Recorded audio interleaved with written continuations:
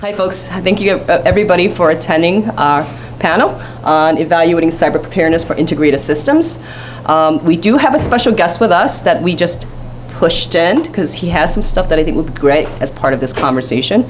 And with that, let me introduce myself as well as the rest of the panels. My name is Kyriannis. I am CEO of Amyna Systems. I have been around for 25 plus years in networking, physical security, risk assessment, cyber. You name it, I've probably been there.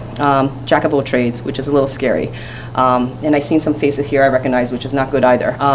That being said, why don't we go down the line, and John, I'm gonna start with you and let you introduce yourself. Sure, I'm John Deskurakis. I'm Chief Product Security Officer at Carrier. So my background is really software engineering, system development. I started out in Raytheon most significantly, and then moved on to JCI now with Carrier. So I joined the panel mostly because Min offered me this free drink. Good qualification. That's right. You're in. Antoinette King, I'm the owner and founder of Credo Cyber Consulting. I've been in the industry for 21 years, started off in integration for about 17 years, and then worked at Axis for the last 4.5 years. I have my bachelor's in managing security systems and a master's degree in cybersecurity policy and risk analysis. So I'm one of the very few people in the room that are actually in the industry by design. Michael? Michael Glasser, Glasser Security Group. In the industry since I was born, because my parents are both in the industry. Youngest person ever licensed for alarms in the state of New York, because my dad was teaching a class. That was pretty easy. But my dad said don't go into alarms. He said don't crawl in attics and don't crawl around basements. Go into cyber, go into computers. So I started studying computers and started getting into it a bit. Dot-coms fell, couldn't get a great job, so I went back to what I knew. But now with the cyber stuff and the physical stuff, I really did see quite a few holes. So around 2002, I spoke at the Black Hat Conference, which is a cybersecurity conference on hacking physical security systems and all the vulnerabilities. And everyone sort of laughed at me and said, that's not a thing. So fast forward just about 20 years now it's a thing. I still tell people to lock their doors and try to do a little security stuff here and there. Great, thank you. Bryan? My name is Bryan Arce. I'm Manager of Technical Projects at Valero Energy, based here out of San Antonio. I've been in the security industry for about 20 years. Started off as an integrator for 15 years, and now I'm on the end user side for the last 5-6 years. Great, and he's a fresh blood, so we're going to have a little fun with him later. Sorry about that. Thanks, Bryan. It's all right, I'm medicated. Hey, Bryan, do you have a little red leather notebook? Do I have A little red leather notebook? I saw Valero. Oh yeah, I do have one. Okay. It's out there. Yeah. I was leaving it there testing all I'll y'all. go grab it. Okay, is there something we need to know about that little notebook that's left out there? Thank you. I'll let you know in about 5 minutes. Please do, because I expect you guys to heckle them, okay? We'll read names out later. And that being said, let's get started. So I'm assuming everyone was at this intelligent building panel this morning, but everybody talks about smart buildings, intelligent buildings, because it is the wave of the future. Everything is becoming smart, everything is becoming integrated. So in this panel, we're going to be talking a little bit about integrated buildings and integrated systems, not just physical security systems, and how it comes into play as you're integrating and designing security systems. Thank you. So with that, what we hope everybody takes away with, and this is not the right slide, is vendor point of views. How you need to interact with vendors. What are their point of views, so that way you can properly ask the right questions. Your consultant point of views. Your consultants are going to ask the end user vendors a lot of questions about these systems and how they integrate with each other. So this is what you're going to go away with. User point of views, the end users. Your clients, they're the most important ones. What are they looking to do, and how do you approach them carefully? What are the proper due diligence, as well as a collaboration for a more effective design? And this is critical, because I think we talk about commissioning. How do you properly commission systems and pass it back to the owner, and giving it away properly? So with that, how many people in here know what integrated systems are? Show of hands. Pierre, you don't count. You're out. Andrew, you don't count. You're out. All right, that's actually a good sign. So I'm going to start with the panelist here. And you know what? I'm going to start with Bryan, since you're the newbie. What do you think of when you talk about integrated systems? Well, it's the whole collaboration of all your systems. So it could be, I mean, we primarily work with access control and CCTV, but I mean, there's building technology. There's, you know, from smart buildings like I talked about earlier. So it's just the whole overall from what the customer end user is seeing as far as the whole building from where we're getting with the consultants and integrators. It's just a whole mix of all the systems put together. Perfect. I should ask the audience, what do you think integrated systems before I go down the other path, the rabbit hole? Should I pick on people? Anyone has your hands raised? Imran? You want an answer? Yeah. Sure. Integrated systems would be ultimately the ability to be able to bring together data from multiple disparate systems. That's actually good. You have the ability to have an overall picture. That's actually a really good answer. John, I'm going to pass it back to you. What do you think of his answer? I think it's a good answer. When I think of an integrated system, I think about a layer of complexity that's a little bit different than a connected system, right? So some components are pretty easy to connect together. They sync well. They're manufactured by design to just connect very easily, plug and play type of stuff. To me, that's not an integrated system. It requires somebody with a special set of skills, an integrator usually, to come in and introduce more logic application layers. They have to do extra work to make the things connect. So for the security professional, for cyber folks like us, it adds in kind of another attack vector, another complexity layer in the cybersecurity posture of that system, that new system that you built. So once those systems are integrated, you have a new system, right? So just because component A and component B on their own are very secure doesn't mean once you connect them together and you introduce some new logic, it's still secure. So that when I hear integrated system, that's what I think about. Jim, what do you want? Well, I was just going to say, I What do you learned want? early on the hard way, there's a big difference between integrated systems and interfacing systems. And and that's the first thing that you have to, kind of boil out is what's their perception of what this integration really means, because it is so subjective. No, you're 100% right. And I think this is one of the best things here is that we have a good wide bandwidth of various users here. You have the consultants, end users, integrators, I hope, right? And the vendor side. And in that respect, That's important, because And when that is we're very working important. together with folks, I often, when people start using terms, I ask them to define the terms. Tell me Yeah. what that means to you. it's context. Because usually I think it means something different. Not that I'm right and they're wrong, it's just we have to be using the same lexicon if we're going to make the right outcome for everybody. Right. And please do ask questions. Raise your hands right in the middle if anything pops up that you should ask. I like you to heckle them. That's the whole point of this, and this is why we have this panel, because they're here. So any tough questions, go for it. We're here for abuse. Because they can take it. They know how to take it well. Mike, I'm going to go to you. What's integrated systems in your head? It's a made-up word. It's a made-up word that if there's 40 people in a room, we'll get 40 different answers. And we've already gotten 3 or 4. The concept of an integrated system is truly one system made of multiple components. And I very, very rarely see that. I much more often will end up seeing multiple components that someone ties a piece together. And I think that's your interface versus your integrated. And when I ask an integrator, and it's important that we look at that term as well, my whole career I've asked what's the difference between an integrator and an alarm guy. The alarm guy puts the systems in. So the integrator in my mind has software developers and scripters and is able to interface systems and develop unified single dashboards or a single piece of glass, able to put the back ends together so you have resiliency and redundancy. And most of the integrators take it out of the box and plug it in. And if you want more, hire professional services from one of the manufacturers. So when I look at integrated, what does that mean to me? I have no idea. So I have to break it down and try to figure that out each and every time. Awesome. Antoinette? Well, I mean, you stole like right out of my brain where, you're taking COTS products and you're putting them together and you're making something new.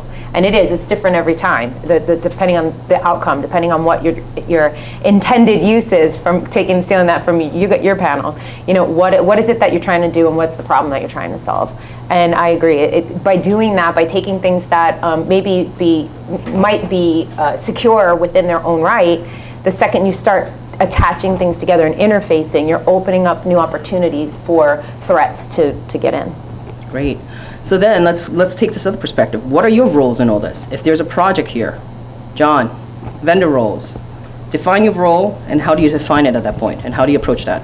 It's really context driven. It depends upon what the customer can be a nebulous term. Well, why don't we use Jim Henry as an example? He's your customer. Oh yeah, you're gonna heckle me, I'm gonna heckle you right back. I mean, what we try to do is in every case, tailor a solution that fits the problem at hand, right? So I can't say that, you know, where I'm at or any manufacturer I've been a part of always does 100% perfect work. Sometimes there's miscommunications, there's folks not really defining what they mean, what the outcomes are expected to be, these kind of things. So balls can get dropped on either side of the plane. So I mean, our job as a manufacturer is to not only help you to the best outcomes for your particular project and job, but try to be proactive enough to think about things that maybe you're not asking about. So I've been on a lot of calls with customers where they're asking about A, B, and C, and I think they're asking the wrong question, and I start trying to illuminate things and say, why aren't we talking about these other things that I think are also important? So, I mean, I said it this morning, I mean, and it's a little hokey, but it takes a village. So there's a shared responsibility, and we have to try to work together to achieve a common mission. Because if the thing I'm selling you as a manufacturer breaks down in the field, that hurts you as our customer, it hurts us reputationally, so we're in it together. Great.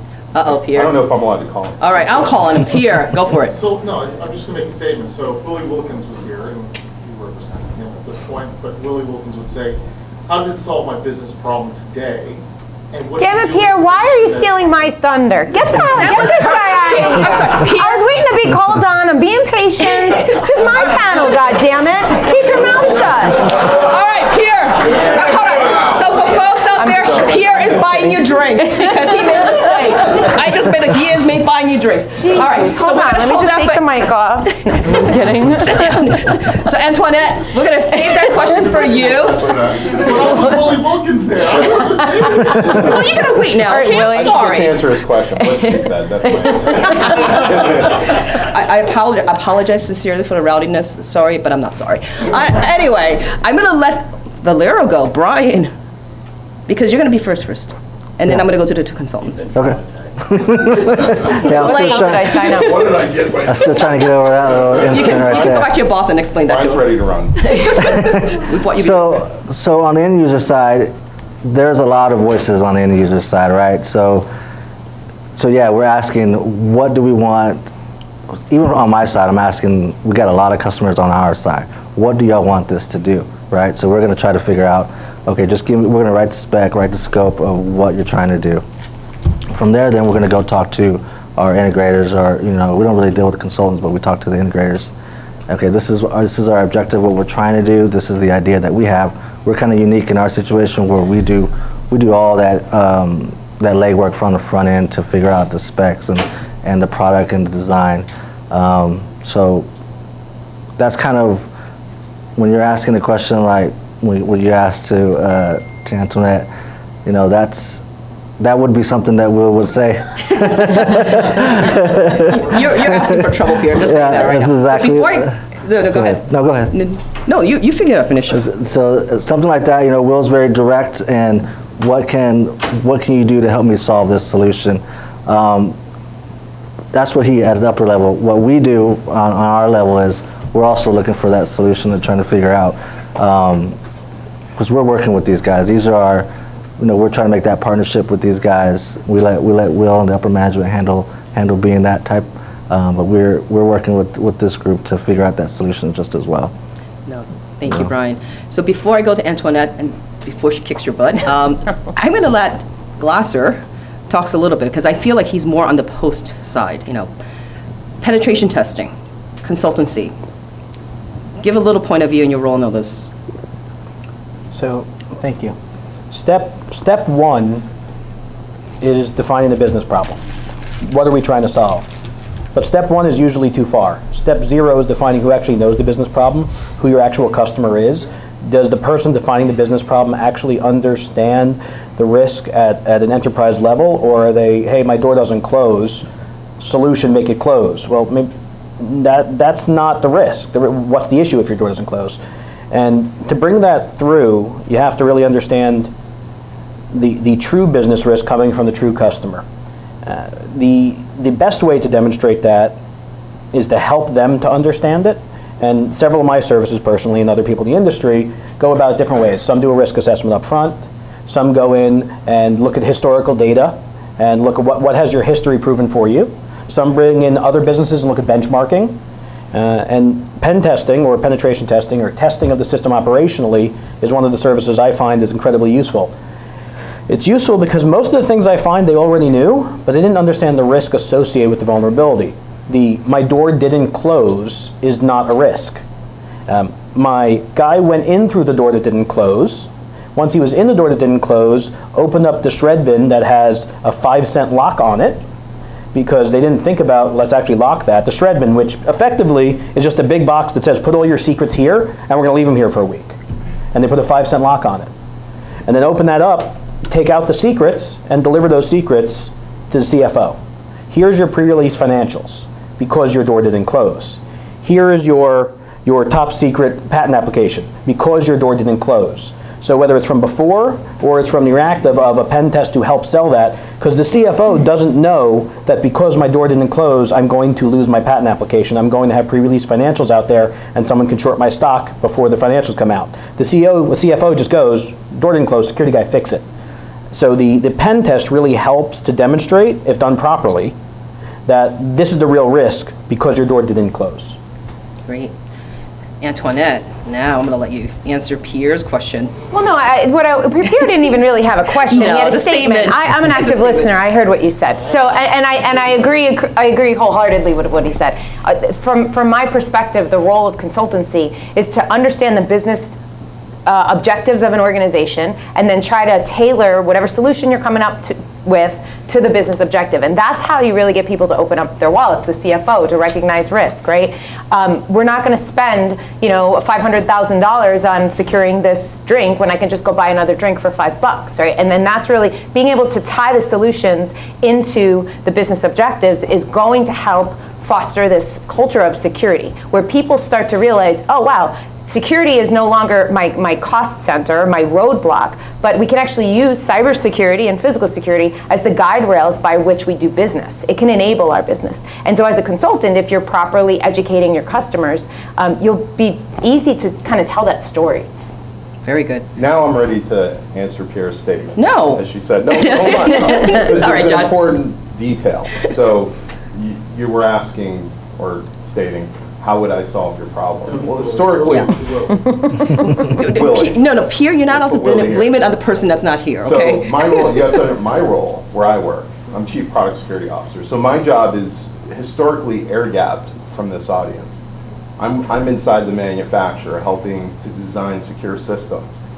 And historically, folks like me had no connection to folks like you. Sure. And so the change, when we talk about it takes a village, is now folks like me are coming out and actively listening to things that you're saying. We're going back to our little shop and saying, everybody, we kind of have it wrong. We're not listening to our channel. And we make changes based on what we learn and hear and experience in places like this. Because my job, technically, the thing I'm paid to do, doesn't change if I come out to this kind of a conference or not. Like, we could just stay in our little silo and keep building things and not listen to the channel, but that's why we're out here, because many of us don't think we have all the answers, and so we gotta listen and make adjustments. It's a good feedback loop. Yeah, and that's a great answer. It is. So I'm going to throw this at the audience right now. How many people are integrators here?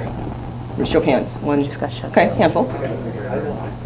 Jim? Really? Once an integrator, always an integrator. It's the way. Sorry, it's I'm the way rolling it my is. eyes here. Consultants? Okay, a lot. Vendors? Quite a bit too. Really? Just muscle memory. We all shift gears very much. But that being said, I think what's useful is actually hearing your point of view in terms of what you feel your counterparts are. Like, for example, John, what do you think a consultant should do? What do you think someone like Mike should do on the post side? What do you think the end user should do? I think a consultant should always agree with the manufacturer. That's not the response we're looking for. Make my job easier. No, I mean, look, open dialogue and communications, even when you think we have it wrong, like, I encourage that stuff, because anything that gives us an edge to build a better system and have a little bit more edge in the market, I'm personally open to. And I know people that I work with are open to that too. We just historically haven't been out the channel. Most people like me. So I started doing it some years ago and started realizing, like, boy, we don't really know what people really want. Many important details. So I mean, I encourage folks to like reach out to me directly, whether I'm at a place like this or not. You know, my contact information is very public, and I get direct emails all the time about things. He doesn't check his emails, if you want to know. FYI. I filter some people. He doesn't check his emails. That's why I text him. No, I can keep. Antoinette? Yes? So what do you think? Like, what do you think John should be, like as a vendor, or what Mike as it should do, what an end user should do, even, you know, when you're approaching them, what do you think their roles are? I have a really good experience because prior to having my own firm, I worked at Access Communications and I was a key account manager, and my role there was actually to kind of quarterback the large global and customer relationships with all of the vendors and the consultants, right? So it really is, it all hinges on communication, and it all hinges on understanding, I'm going to sound like a parrot, but understanding the business case. And so as a manufacturer, you need to be present, but you also need to be a trusted part of the ecosystem. When I was an integrator, and I talked about this earlier on Jim Henry's panel, you know, when we were having a discussion, I never trusted manufacturers because I was told that they'll bring their favorite guy in, and you know, so then you don't tell them who the end customer is. Until I became, a person on the manufacturing side, and I realized the value of bringing in a manufacturer as a subject matter expert of their products. It really demonstrates to the end customer how important they are, right? It makes them feel good. I mean, I'm sure you could say, it makes them feel good that the manufacturer's representation is going to show up for my project. And so, as the end customer, I think it's important to make sure that all of those people are involved in the project so that there isn't that misunderstanding 6 months into the project and they realize that they put something in, and we talked about this earlier too, but put something in and it didn't do what they wanted it to do. No, agreed. Before I jump to Michael, I'm going to go Bryan. Bryan, you're I first. think that happens a lot with us. So, I mean, our relationship trust is we try to build that with our integrator side. Once we have that built, we want them to bring in the manufacturers of that product. We want to talk to the people that are building that product that we're using. We have questions from our cyber teams, and that are looking at the data, the perimeter data portion of it. We want to talk to those people. So we need to have that relationship with the integrator so they can bring in their relationship with the manufacturer. And it is a trust thing. We get a lot of phone calls, we get a lot of emails from a bunch of vendors on this is a product that you want to look at. We got to go to our integrator first off, and then we're going to look at it to see if we like it, to see if it even meets that first. Oh, this could be something that we use, and then from there we're going to reach out to you when we have that problem. Can you solve this solution? It happened recently where we had just a random CCTV vendor that reached out to us. We looked at their product. We didn't have any solution for them yet. We said just wait. They kept emailing. What can we do for you? Just wait. We'll reach out to you when we're ready. And then we were ready. They didn't have a solution. Well, it's not a big deal. You just didn't have a solution, but we're going to reach out. From the end user side, we get those questions all the time. What can we do for you? From the type of business that we're in, we're going to reach out to you when we're ready and when we have that problem that we need you to solve. But you still have to think about it, in other words, even though you're going to reach out. Right. Michael? I've listened to 3 very competent answers, and now I forgot the question. And we're the ones drinking, you're not. That's a little problematic there. It sounded like what you wanted from, was it specific to was it specific to the manufacturer vendor, or also the integrator, or the whole supply chain? Well, actually, for you, it's to think about what you perceive working with your counterparts and who the vendors are to you and what the end user's responsibilities are. Thank you.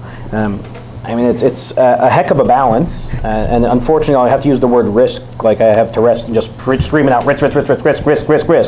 But that's where it all balances down to. So the manufacturer has their obligations to create a secure product. But if I have to choose whether to beg for a new feature that I really need for operations, or they have to put those same development efforts into fixing something that's some obscure security concern that maybe somebody will someday execute, I usually take the feature. It's a risk-based decision. It's a business-based decision. If I look at the integrators out there, more often than not, I'm worried about them hanging their badge for my end user on their rearview mirror in their van, or emailing around all the passwords, or emailing around or printing them out and leaving them on the job site. But there are plenty of great integrators out there with great skills. The weakest link is what we have to focus on. The weakest link is where my integrator challenges happen. It's never at the senior level. It's down to the technician actually doing the work, that instead of putting in the password that was approved, puts in the regular password that integrator uses for every customer, because that's what he was trained to do. And now suddenly that's there, and everyone who ever worked for the integrator knows that default password of Pierre1234 at New Jersey. Time to change Wait, password. hold on, thank you. No, thank you. Please say it loud, repeat that, please. So it's throughout the whole supply chain, and the end users, they need to trust that the consultant has their best interest in mind, if the consultant has their best interest in mind. So are you saying you're not? I go out above and beyond to love my customers. Some consultants are not that way. Some consultants want to bang out the project. Some consultants are part of an architecture team, for example, and they're compensated by finishing the job on time and on budget as quickly as possible. Some are part of an architecture team and don't care what the architect says. They're going to do the right thing by their customer. So picking an appropriate partner, whether it's a manufacturer, an integrator, a consultant, the relationship directly impacts risk exposure and trust. And trust, some people think, is like this fictitious concept that you shouldn't trust. If I design a high security system and you kidnap me and say, how do I get in? My answer is going to be, well, I can tell you all the vulnerabilities, but I've designed it, so that doesn't matter. It shouldn't matter. If you kidnap me, I won't even resist. Just give me a cup of tea, a comfortable chair, we'll talk. Please don't kidnap me. But that's really throughout the entire chain, and I hope that was answering your question. I hope. And it's also staying true to your game too. So, like you're going to be dealing with end users that aren't as knowledgeable as some other end users. From our group, we all worked in the, we started pulling cable, we started installing the systems that we're actually deploying these days. So it's, as long as your game stays the same, no matter the knowledge of the customer, I think that's good. I'll be honest, it doesn't. My customers who are, oh boy, I'm going to get in trouble for this one. The retired cop who never pulled a piece of wire, but now they're a security director. I'll let John respond to that afterwards, Yeah. and Tony afterwards, trust me, because we've both been there. Anyway. They get a different level of technical explanation than the customer who was an integrator for 20 years and became an end user. Right. I have to shift my game because the retired cop probably understands more about risk and less about tech, and the integrator probably understands more about tech and less about risk. So my ethics and morality stay the same. I want to do what's right for the customer, but two different customers will get two different stories. Right. Because I feel I have to in order to do right by them. So John, what do you think about this as a vendor? So, I'm hearing a lot of things that make sense to me from a different position. So, you said a few things that, about the system design, and gee, it'd be great to have this extra feature or capability or adjustment that would make our lives in the field a lot easier. So what happens on the other side of the fence, as a lot of us know who manufacture the products, is that we don't equally hear that story all the time from all the same folks. So it's kind of like the old squeaky wheel gets the oil situation. And we tend to live in a little bit of an echo chamber where we're like, well, we only have limited resources to add new features, and this is the one thing we hear about all the time, but it's kind of an echo chamber effect, where we don't necessarily have the right things prioritized, but we're doing our level best based on what we know and what we hear about. So that's why I'm always encouraging open communication and contact, and let us know where we need to. Not everyone does, because everyone's really busy with their work, right, as we are too. So I think you're touching on some important things. This is why I like to come out to this sort of thing. But I don't think anything you're saying is wrong. I think from the manufacturer's perspective, this is where the consultant really kind of earns their keep, is fixing the kind of, you were talking about different end users. The manufacturer doesn't usually connect directly with the end user. We're selling our things in this world to dealers and distributors and so we're two steps away. I don't like that one, but I think Most of the time. I think there's a shift, and there's a shift taking place, however, from the enterprise perspective, where organizations are talking to manufacturers, and actually, because systems are becoming much more complicated. Less than not, though. I mean, it's starting to change. And it depends on industry also. Yeah. I'm talking about near future, so, anyway. I think the open communication is healthy, though. Yeah. I mean, Of course it is. we like when we hear from end users, so we're starting to actively engage them. And we're definitely reaching out to anybody that wants to talk. We dealt with Access, we're at Access House right now, and we love picking up the phone and talking to our rep when our integrator's not answering. same thing with all the other people. The thing about the ecosystem is that the integrators can't be experts. They just can't. I was integrated for a long time, and I claimed to be expert, but I wasn't. I can't be expert on every single product that we had a New York State contract that was 12,000 line items. There's no way that I can be the subject matter expert on 12,000 SKUs, right? So building that relationship and then trusting that everybody's on the same mission plan, and that's really key. But one of the things I think that we really need to talk about is that proper due diligence. Well, and before we go to that though, you nailed on a few things, the challenges. Before we go to proper due diligence, let's talk about some of the challenges there, because you're talking from three different areas of view, right?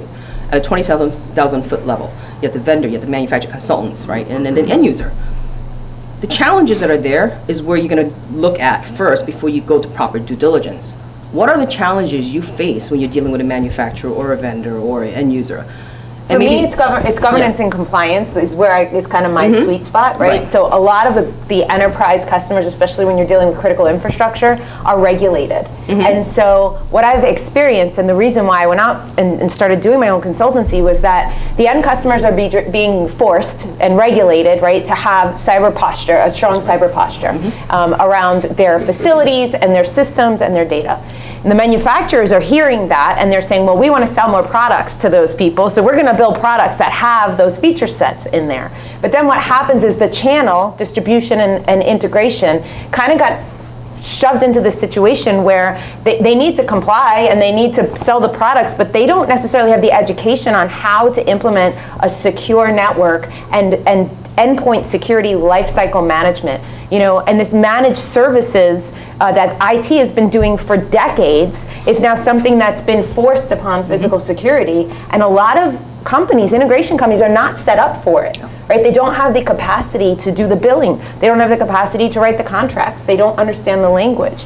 And so there needs to be this shift in education around managed services and around capabilities, and hiring new talent that understands how the life cycle of endpoint devices and IoT. No, that's great. And so that I'm going to segue to Bryan. Bryan, because you're the end user. Right, and we are forced to do a lot. We have the TWIC reader rule that it was pretty much forced upon us to look at a solution for that, and then we have the vendor, well, here's a product that can do that. Well, how do we make this work? Nobody really knows how do we make this work. Same thing with we have to monitor our 24/7 our flare camera system. We need access cameras to monitor this stuff. So we're forced to do a lot of things that's just the way it is, and we have to figure out working with the vendors a best solution for that. And yeah, you're right. The integrator is not the expertise in all that information, and we deal with that every day. They just don't know, and we reach out and try to figure out what's going on. And we put products in, and they don't work right away. We just got to keep circling back around to figuring out what's going to work just to meet this regulation. And you add in the privacy laws, right? So you've got companies that are operating in the U.S. that have customers that are overseas, and all of a sudden, somebody has a right to be forgotten. How the hell do you take their video of that person's face out of your system? Yeah, you don't know how, we don't have the means to do that right now. Right, we deal with that. We have sites in the UK and Canada, and their privacy laws are totally different than ours. So we have to deal with all that daily. By the way, I'm waiting for hecklers, and I don't see any hecklers here, which is bad. So I have to work on myself. Pierre, I'm disappointed in you. Jim, I'm so disappointed in you today. I am, Bryan, come on. You're not heckling these guys. Sal. Of course, Sal, I knew I was waiting for it. Come on, Sal, let's go. We need hecklers. Risk, right? Do you think you actually can measure risk across the enterprise, right? So you understand risk from a security perspective, do you understand it from a privacy perspective, do you understand it from a social perspective, do you understand it from an operational business perspective, right? There's all different kinds of risk. I don't think this industry has a 360 view of risk, and so as a result, how do we do our jobs, and what can we do maybe to change that? So we start with what I was saying before about number one is business need, but number zero is identifying who actually understands the risk and the real need. So when you go and you look at an enterprise level plan, you have to include corporate counsel, you have to include IT, you have to include facilities, you have to include marketing and sales on what is the brand impact of if there's negative press about the company. you have to include that executive. You generally don't get up to a board level on the Fortune 500, generally not the board, but you get up to senior leadership and senior management to help make those decisions. Because does closing the door matter? Does patching this specific vulnerability matter if IT is already monitoring and managing it other ways? So to answer your question, most security professionals don't know how to measure risk in a 360 type environment. Most don't even consider it. They go to the security guy and say, security guy, what's your risk? Security guy goes, well, I don't want people to sneak in. Okay, we're not there yet. Let's start this again. But when done properly, a proper consultant, and I aspire to be one someday, a proper consultant will work with the customer to extract that information and pull it out of them, because I will never know all of the secrets about oil and gas. I'm not an oil and gas expert, but I'm pretty sure it's bad if somebody plugs in a foreign network device into a SCADA network. I'm pretty sure it's bad if somebody blows the thing up. I'm pretty sure it's bad if they siphon off gas, but probably not that bad. But these are the things that you have to work with the business. Is it more impactful that someone blows up a transfer station, or is it more impactful that someone releases pre-release financials? Or is it more impactful that they violate a single line of compliance requirements? A single line. And that's more negatively impactful than every one of those other things we talked about. We have to work with the business to get that. And so if I could follow up. Mm-hmm. Heckle away. This is the whole point of this. So if, I don't know, the Facebook papers came out today, right? Mm-hmm. You know, people familiar with the fact that, they knew about the risk, right? So somebody knew about the risk. Someone in the organization knew about the risk, but no one did. But that's okay. Knowing about a risk and making an active business decision to accept that risk and not mitigate it is business. Right, and so how does that business decision in that environment 18 months ago look 18 months later today? And that's your defensible posture. Right now, this room, looking at those doors, is probably not bulletproof. There's a known risk. There could be an active shooter in this hotel. Probably something that the business has decided, let's not bulletproof all these doors. That no matter what, if something goes bad, you're the dummy who let it go bad, but you have to have a defensible posture where we knew about this, we thought about this, we made an active decision, right, wrong, or otherwise, we managed our risk this way. But there's no way to manage it all. So I'm gonna. But I'm trying to get to different kinds of risk. No, I understand what you're getting at, but what I want to do is, so peer review, I'm going to let John talk, I'm going to let Pierre ask a question, and then I'm going to talk about proper due diligence, because I think that falls into play. Well, it's a question for that. No, please go ahead. So I think one thing that I think the audience would love to hear is the perspective on cyber preparedness, specifically attuned to the cyber controls of products and technology that would need to be implemented in a specification.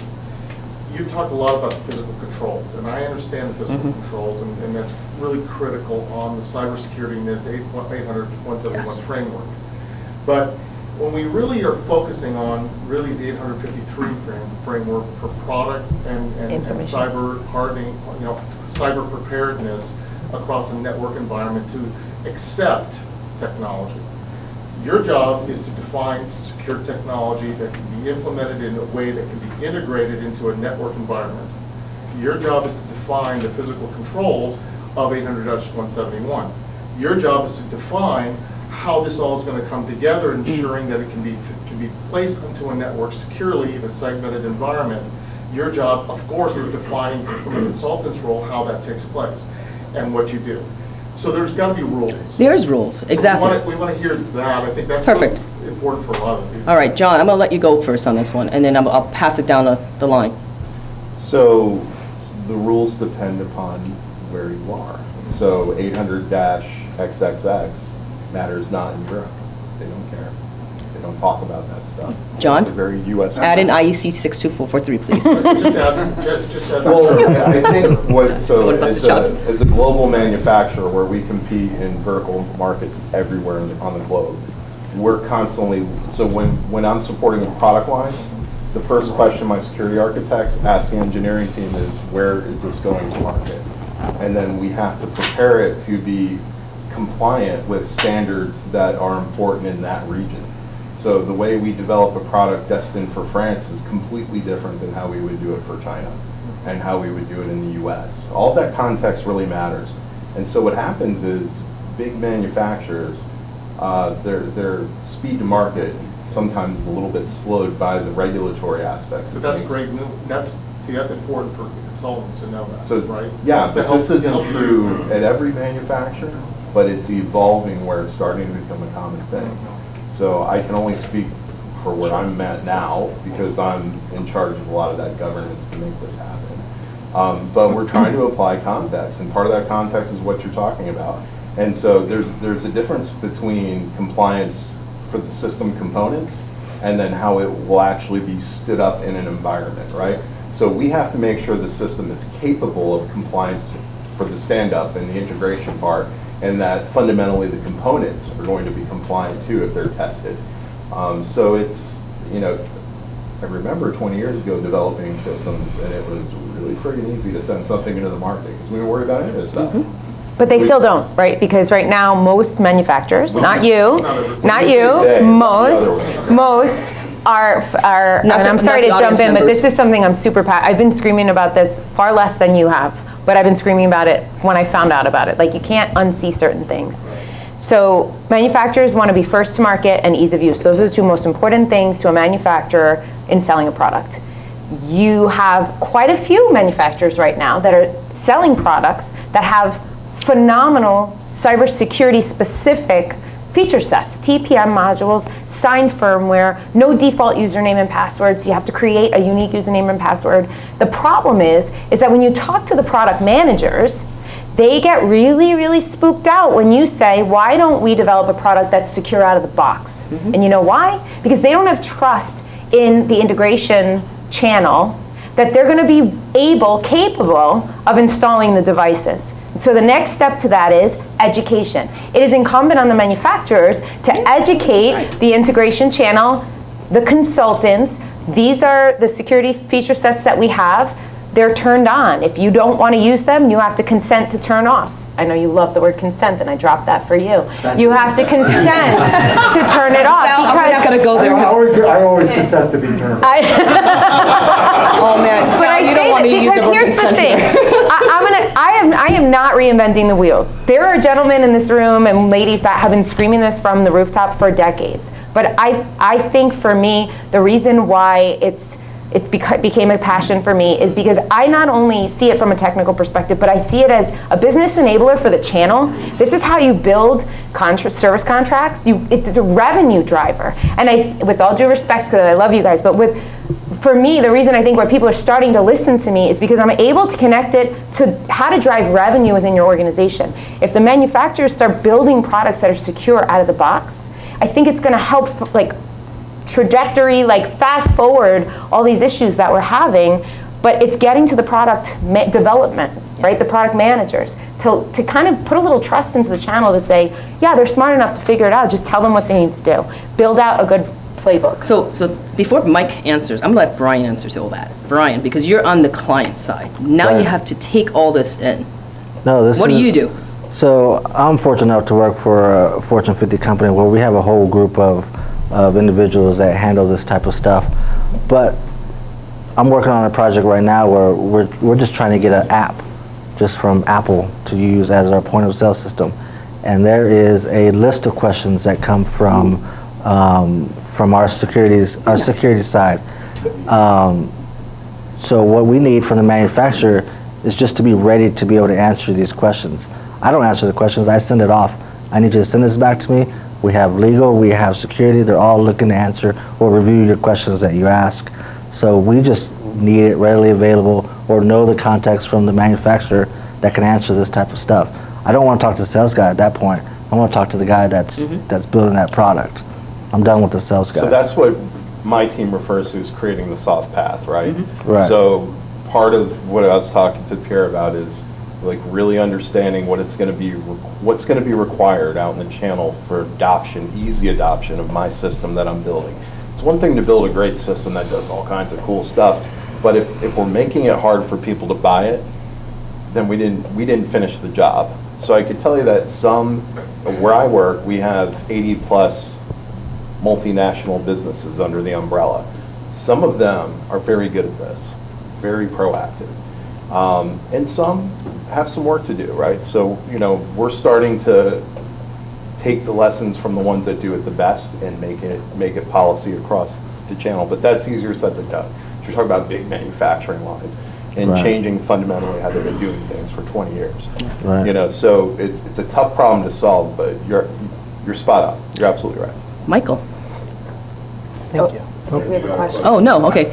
Go for it. My question is really I've heard you say that the integrated channel is not. His name's smart Michael enough. too, by the way. So Yeah, your name's sorry. Michael. It's perfect. Michael. I'll go this way. Michael. And I wonder, if I asked you that question and John that question, is your view of the integrator channel different because you came from Access and you sold through distribution, or? I was an integrator for 17 years. I started as a technician, so I actually have a really soft spot for the integration channel, and I know that they're capable of doing the work, especially the good integrators, the I, by ones the way, that don't care. agree with the idea that the notion that we don't think that integrators are smart enough. So a few years back, there used to be this internal debate in manufacturing, And which that's is why really I was going to pivot to you. yeah. next, that you had that same There was view. this common misconception that because I, as a security professional, I used to ask the same thing she was asking inside manufacturing and say, why are we shipping this product not secure by default? Who does this help? And it was the response was usually coming from product management was, well, that's how they want it because it's easier for them to have it just totally unsecured because some people don't want any cyber. And the ones who do, then they'll fix it. And I thought that's just silly because if you can configure it, you can deconfigure it. Right. So My I thing- started coming out to things like this. And I started asking. I was making a speech to a bunch of integrators, and I said, "Who would rather have a system secure by default?"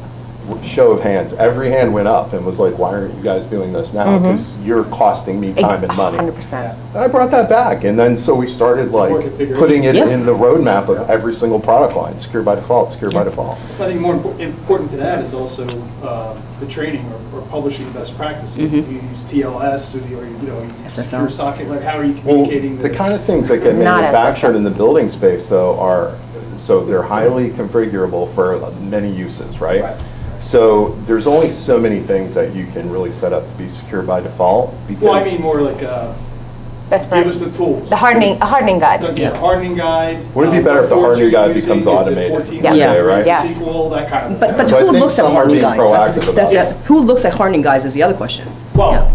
when you're going on the customer's network, IT certainly gonna have some questions. They're Yeah. gonna Yeah. go through a threat Yeah. model. Those are the You questions have we that ask. kind of information. Yeah, it's good to have the hardening guides, Right. right? So there's some products you could buy that offer you nothing, and some that do a really good job of that.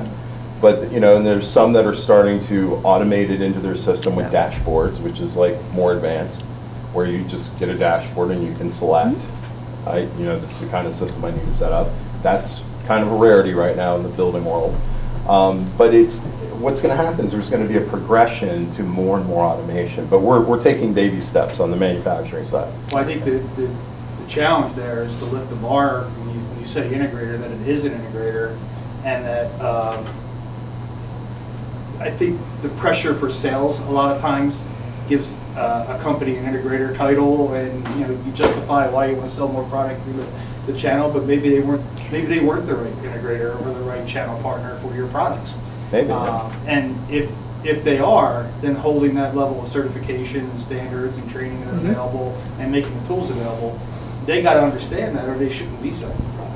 And I know it's always the challenge. Actually, it's a balance for revenue. Yeah, 100%. You read my mind, right? We got to sell products, Yeah. and that's really where the challenge comes in. We have to sell product, right? And if somebody's willing to buy our product, then what they do with it afterwards is kind of their business. And that's Well- been that's not. I'm being facetious. Yeah. That's been the philosophy. Yeah. But we have a greater responsibility now as part of an ecosystem, as part of the national supply chain, whether you're working for critical infrastructure or commercial facilities or mom and pop pizza shop, right? Everybody's part of the supply chain, and we need to take, especially in the consultancy, I think real change can be made when the specs are written.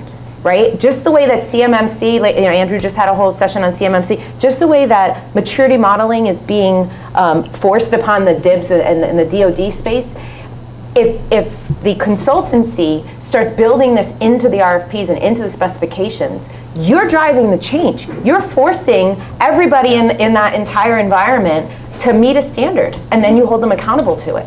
And I think that's really kind of the point of what we're talking about here is the education piece. Correct. That was more my point, is that I think as a manufacturer, as a consultant, as an integrator, we got a responsibility not only to our own company and our sales, but to the industry as a whole, so it doesn't get devalued or viewed that the integrator channel doesn't know what it's So- doing. You have to wait. I have a gentleman in the back first. Hold on, one question. Hold on. Let me put you on the spot. As an Uh-oh. integrator. You can, hold And on any one other second. integrator can answer this question too. This is really integrator specific.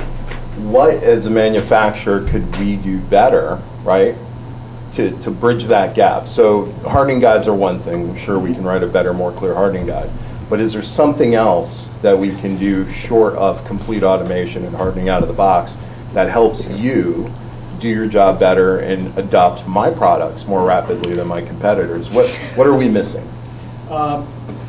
Third-party peer reviews of the products and their hardening, white papers, threat modeling, so that we have that when we're talking to the IT companies. I think the hardening is certainly a part of it. It makes the installation easier, it makes us more competitive because we're not spending configuration time locking down ports and that kind of thing.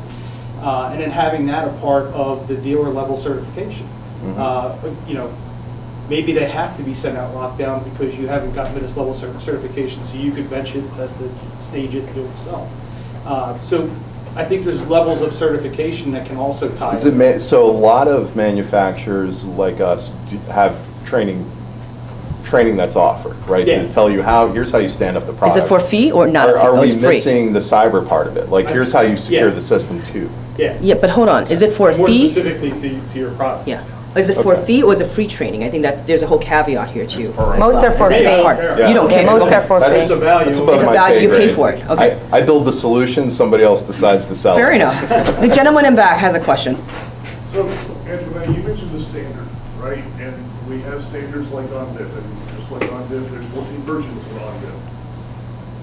But is there a way to state that here's the baseline? So for a hardening guide, if I have 17 products, I have 17 different hardening guides that tell me how to do it 17 different ways.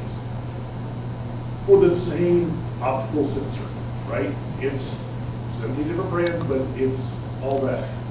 When do we get, and it's, I don't know that there's an answer for this, but when do we get to a point where we say, okay, here's the baseline. Here is, we need TLS 1.2, and yes, it's going to have to change every 18 months because cyber is moving so fast. But here's the standard, that everything needs to follow this if you get there. And like I said, I don't know that we're going to get to that standard piece.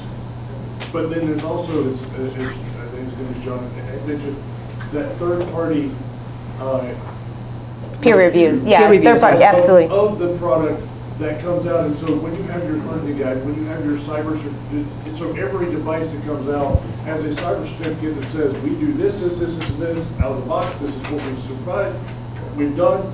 And, you know, in the world of UL, it's been UL listed for cybersecurity. Well, UL has this, UL already has, yeah, you already, see, here's the challenge, I don't want to say problem. The challenge with that is that, So be nice. The challenge with that is it's a snapshot in time. If you use Apache, within the first 3 months of you releasing your product, you're going to need an update. It's a snapshot in time. So I do understand, I do agree with you, there should be a baseline. So let me ask this across to your question. How do you define a baseline, and is it achievable? And maybe, Michael, I'll let you start with that because there's a lot of questions, and I'm going to give you some time to actually talk about that before I pass it down to Bryan, and then back to you, Antoinette, and then back to John.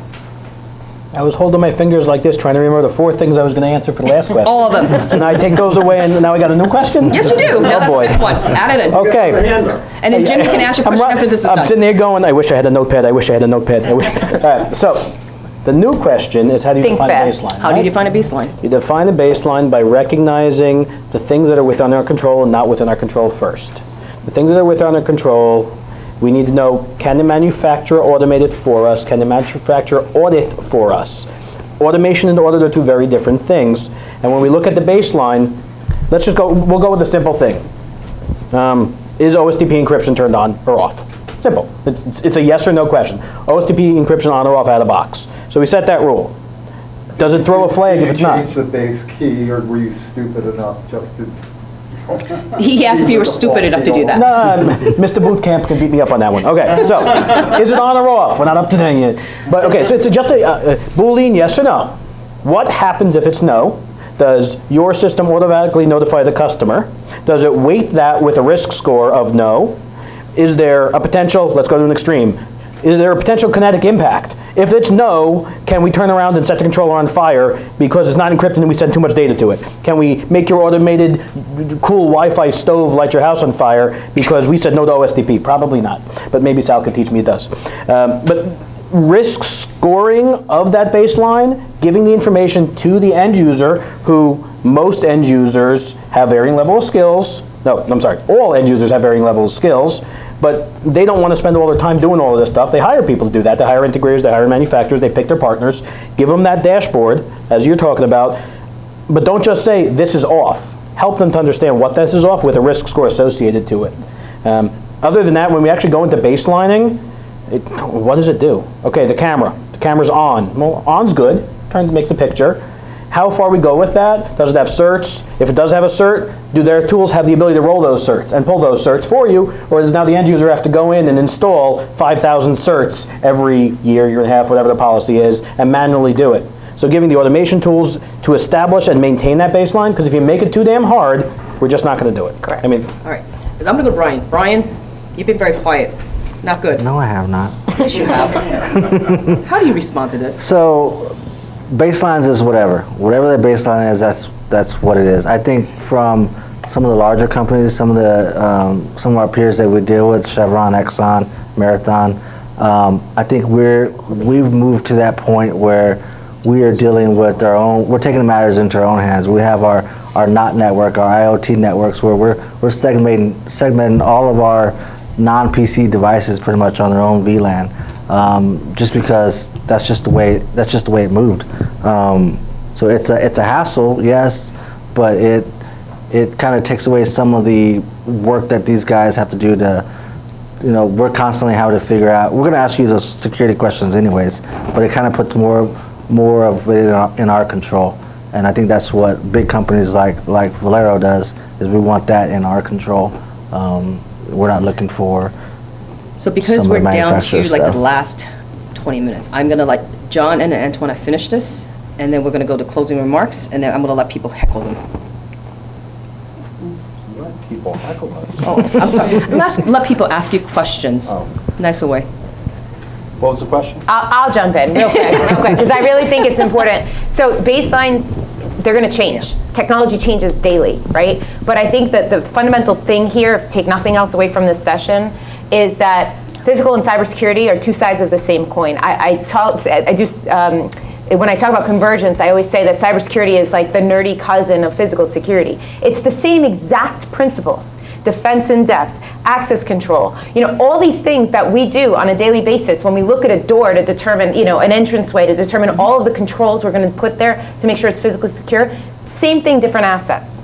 So I really think it's important to demystify this cybersecurity is so scary. It's not. It's the same exact thing. It's just a different asset and a different environment. But if you can just have the conversation with the end customer to understand what their ecosystem looks like and understand what their policies and procedures are, then you can start backing into the technologies that you're going to use that meet their standards. You just have to ask the questions. You can't just look at a document and say, yep, this camera has 4 megapixels and it's got multiple streams. That's not going to work anymore. And so the conversation has to be deeper than just what's on the piece of paper. Sorry. Perfect. John? So when I think of baselines, and I've worked at a small startup early in my career as a software engineer where we had one product and it's a piece of software. And if we had to explain something to a customer, it was always the context of that one thing. But the larger your company, the more complex it is, the more verticals you compete in. The context really matters in terms of what's the right baseline. So generally speaking, for manufacturers in this particular space, we sort of have all kind of aligned to a common standard generally. And so you'll see a lot of big manufacturers talk about ISA, IEC 62443, and this came from the oil and gas industry, and it's really focused on industrial control systems. So where I'm at, there's a lot of big industrial control systems we make, and it's a really good cyber standard for those. But it doesn't work everywhere. So the context of what you're building and where it's going and who the intended audience is and what country it's going to be in really matters. So our manufacturing lines have to be flexible to adjust to what the right story is. So what we're trying to do, what we're doing anyway, and I think a lot of people in the industry are, because I have a lot of colleagues in the competition where I came from, as a matter of fact, before I came to Carrier. Everyone is starting to say we're going to build our products to meet standards of cybersecurity. What the standards are is a little bit nebulous because it depends on the context of what you're building. So sometimes there are multiple standards that we're going to try to adhere to. We have some product lines and businesses that sell a majority of their product to the U.S. government and military. So we're living in NIST world now. But we have other product lines that are just going into Europe, where NIST is who cares. So it really depends on what you're building, who you're building it for, where it's going to go. But I think the important thing, if you're a buyer of these kind of products, if you're a dealer, if you're an integrator, installer, if you're a consultant, you have to ask the manufacturer what's the standard you're adhering to? What do you comply with? Yeah. Tell me that story. And if your manufacturer can't give you a good story backed by documentation, you've got some more serious questions to ask. Yeah. So I think most responsible manufacturers are going in that direction to make it easier for you to buy the product and to talk to your customers about what you're putting into their building. Great, thank you, John. So, because we're down to literally minutes, closing thoughts from everybody in terms of the best collaborative effort amongst all of you peers, and then we'll finish up with questions from our audience here. I'll start with Bryan. Bryan, closing thoughts, collaboration? So I think that relationship at the beginning is a huge deal. I mean, that's kind of the way I work within my group, is building those relationships with our integrator, with our manufacturer, with the vendor themselves, and even beyond, taking a step to the guys that are the smarter guys that in that vendor group that are building the product themselves. I think relationship building is huge. I think it makes it easy for me to pick up the phone and call somebody and just get those simple those questions answered on the spot. Usually, if the end user is calling somebody other than the integrator, it's because there's a serious question that needs to be answered, like right now, because I'm about to step into a meeting. So I just, from my perspective, and the people that we deal with daily, I think it's that relationship and just trusting the rest of the team who we're working with, I think is huge. Great. Michael? The end user defines the business goal and the need. The integrator is supposed to install what they're told to do and do it right. The consultant is supposed to check it, but the consultant, with very few exceptions, doesn't check every single button the integrator pushed. If there's 10,000 devices, are we checking the password on every device, the cert on every device, that there's no ports open on every device? Usually not for most of the industry that I see. The manufacturer builds a product that inherently should be fairly secure, but based on the speed of technology updates, by the time they put out that product, it already has an issue. And the difference between the physical and the cybersecurity, to one of your points, you say they're the same. The difference in my mind is the speed of correction. The speed of correction on cyber and the speed of problem on cyber, it is so dramatically different from physical. If I have a lock that came out that there's a new tool to pick that lock, to change it out, I have to roll trucks. If there's software that needs to be patched, I can run an update and patch 10,000 of them. So the difference in speed of response is incredible. So when we talk about the collaboration, though, it has to be throughout, and the manufacturer has to give the tools for all of the other ones to trust that all those jobs were done. At the end of the day, I keep going back to the end user should not have to trust that the integrator did it right. They should have a dashboard with automated tools that risk and help them to go, hey, you guys missed this one. And the consultant should be able to take that automated tool and go, hey, you guys missed this one when they're checking. And the manufacturer should constantly be keeping those up to date, but at the same time trying to sell some stuff, which I know is kind of hard too. Antoinette? I think the collaboration has to do with the life cycle of the project and who the end customer is. Making sure that if you're the consultant, I'm just going to go from the consultant's perspective right now. If you're the consultant, understand that what the market is that you're selling into and what their requirements are in terms of regulations and governance and compliances. And then being able to think forward to the life cycle of that project and what that means in terms of making sure that something is built into the project to give the integrator the capability to then stay sticky with the customer and do the updates and the password management and ask the questions, because I don't know, because I'm new to the consultancy thing, and maybe you guys can feedback to me, do you build password management and firmware updates into the beginning of a project? Right? If you're not, you should be, because that's ensuring that your customer is going to be taken care of long term. If you're not thinking about that and you're just thinking about tech and spec, right? Like what we're hanging on a pole or installing on a door, then you're not doing them a service for the longevity of the project. Thank you. John, be nice. I'm always nice. Really, he's like the nicest guy here, I think. Yeah, you guys don't know him like More I of do. that, more of that. So, I mean, we got a lot of nice guys. so one correction, I think I don't know if you meant me, that somebody said that physical security and cyber are the same thing. I've never said that. I said there were two sides to the same coin. Yeah, they're like first cousins. That's what I said, nerdy first Yeah, cousin. there's a relationship. My apologies if I misquoted. There's a relationship. No, and I think they're intrinsic together. Dysfunctional cousins. So in terms of relationships, so the way all this stuff works, so that the technical things start to work together. So in my world, I think of a lot of physical security issues that play into cyber and vice versa, but I also think about that with industrial control systems that we manufacture. And you wouldn't think HVAC can really kind of threaten the security posture of your building, but believe it or not, it yes. totally can. Oh, yeah. You know, so I've Smart been man. asked the question a few times. I go, carrier, cyber, how does that work together? It really does. I mean, these are connected systems nowadays. It's not like the old chiller of old, right? But yeah, so I think open channels of communication between all stakeholders and now Fly being going on. attacked. Sorry, it's a fly. It just likes your hair gel. See how nice I am? Very aggressive fly. It is. But yeah, so going back to what I said early on, I find that the relationships work best when all the consultants just agree with the manufacturer. That's not being nice, John. But no, if we have open channels of honest communication, so you said trust, that's important, right?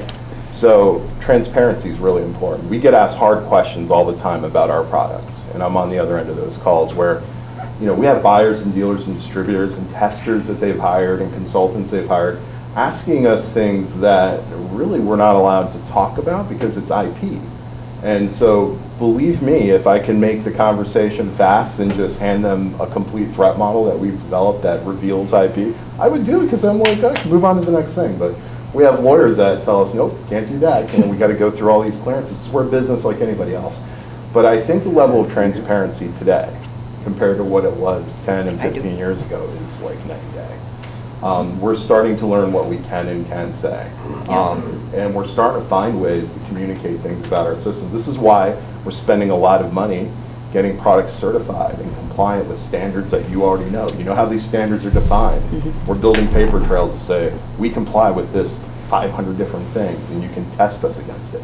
Not for every single product, but we got to start somewhere, right? So I think over the course of time, that picture is going to be more transparent across every product line where I live anyway. There's FY again. Are you done? I think that's the back hook. there. That's actually the hook. They're just somebody's remote controlling The fly's it. in charge of making All right, us John, end. actually a I'm gonna UAV, go to it's not a real question. fly. All right, the gentleman in the back. I can't see your face, but hi. Hi. My question is for everyone. Is there a part of the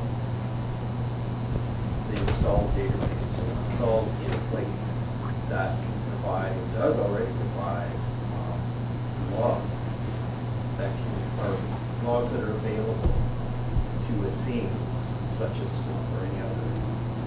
Now, or is that on the roadmap, or is that considered bad form? So you're asking about logs, accessibility to logs of devices that's existing?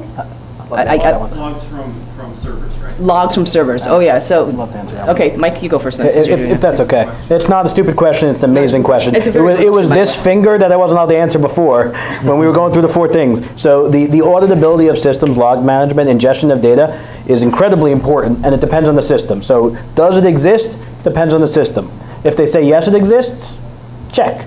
Because having an audit trail that says edited record number 1, but doesn't say what that edit was, who, what, when, where, how, what did they actually change, most of my problems with cybersecurity are not super duper super cool hackers. It's the dude internally who made a change they weren't supposed to make, they didn't realize they made, their kid jumped on the keyboard when they're working from home, and they deleted something or turned off a firewall rule or this or that. It's all about the people. So your auditability, your log management and ingestion into something like a Splunk or like a Power BI or an anomaly detection software or just somebody looking for things that break rules is incredibly important. But does it exist? Depends on the product. And also make sure it doesn't get deleted. Please. But to go to the logs thing, right? Yeah. So when I was talking about building your components in your system to be compliant with some known standard for cybersecurity, you'd be hard pressed to find a standard for cyber that doesn't talk about Yeah. logs. I mean, it's Everything like has it. basic. Right. So if your manufacturers, I mean, in the standard is published, like it tells you everything. If I say I'm compliant with X and I've been independently tested to be compliant with X, then you'll know. I mean, there are certain robust standards, but there's also a lot of standards that are just coming out of the woodwork now. So you really have to. From a physical security perspective, and also being that I was a technician, here's the problem with the logs. The logs are there, and they've got some information, but typically, in a camera, for example, there's one admin username and password. One. Yeah. Usually an integrator, not all, but usually they just put the master account. That account is the account that the technician uses when they go in and service the device. It's the account that the VMS is using to connect to the camera. So if shit hits the fan, it's admin and whatever the password is. Yeah. So that log isn't really giving you a lot of data. So in accompanying those logs, you have to have good credential management, right? You have to have a username and password that just connects us to the VMS. So if something happens through that connectivity in the log, you'll know that it happened there. You need a username and password for your technicians that they use to get into the device. Then you have your master account password, right? And username, credentials. Perfect. I'm going to let Bryan chime in. How often do you look at your logs? So our system, they sniffed our system throughout all of our cameras to see username, passwords, and all that stuff, which camera models we have out there, what's set as default, right? So we had to change that, years ago already. Went through all the cameras to do that. So I mean, we're looking at logs when we need to, but we're pretty secure. We have that pretty much locked down. So you don't feed them to And outside. scene of any kind? Right. So yeah, Yeah, having the logs is a start. It's what do you do with it, Exactly. right? So are you doing anything with these? So if I manufacture a system for you that's compliant with all these things, now the responsibility is on you. So if I hand you a system that has all kinds of security certificates, all this stuff, now you have to manage the system as the end user, right? So that usually takes cyber domain professionals to kind of build that governance for you internally, because I mean, the manufacturer can't come with the product and just sit in your office and do stuff unless you want to pay for it. So you give a good old-fashioned dummy dashboard. A red light means bad. These are the normal things, and then you call the specialist, and there's nothing wrong with that. On a simple system, you can do that, but when you talk about the complexity of some of the systems manufactured, it's like not really achievable. So I'm down to the minute. Who has a question? Go for it. I've had clients tell me that they don't even want to look at the logs until something happens. Yep. Yes, that's what I just said. Oh, you know that guy? So that's reactive posture, and there's a lot of companies are very proactive about it, and they feed these logs through a SIM, as somebody mentioned, right? Or they like push them through like Splunk. There's all kinds of tools out there that are free that you can like leverage and do something, but you need domain experts to help you with that. One last question for Jim. So closing suggestion, kind of tying in what both Michael and Antoinette have said, and whether the systems integrator is an integrator or just an interfacer, she is deploying a system where they need subject matter expertise on the product, they need cyber literacy, they need network literacy. That's measured today by certifications, education, and practical experience, yeah. Consultants are writing that into their specs now. I think they're doing a much better job. There's just some exceptions, but a lot of them are doing it. Yeah. And many end users are behind that. Good. The problem is, you have some end users that by their own rules and regs, some public agencies that we all know, then turn their projects over to procurement. Procurement basically says, I don't give a shit what security says. I don't give a shit what the owner says. We're going to do what we're going to do. So it really comes down to the critical path is the manufacturer. Oh, no. You have the discipline to say no. When you get some electrical contractor, right, that procurement has selected, irrespective of all the stuff that's in the spec, that comes and says, I'm going to buy it, you have to say no. But you can buy it through our channel.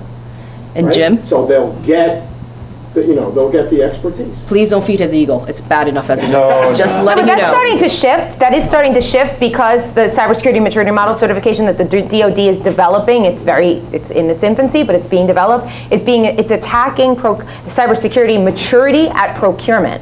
Yeah, It's the problem is it's currently being attacked after it's installed, right? So no one sandboxes this stuff. No one, It's third-party audited. CMMC is third-party audited. When you get that audit, it's third-party audited. At that point, but.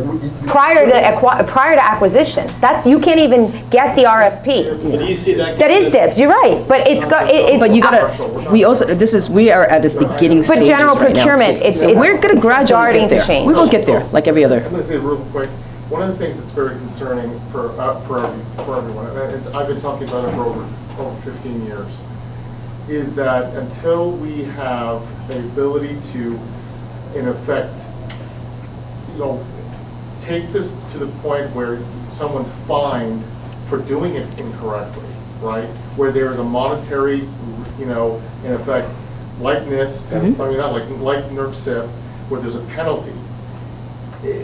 Nobody's going to care. And that's been the hardest part of this whole conversation, trust me.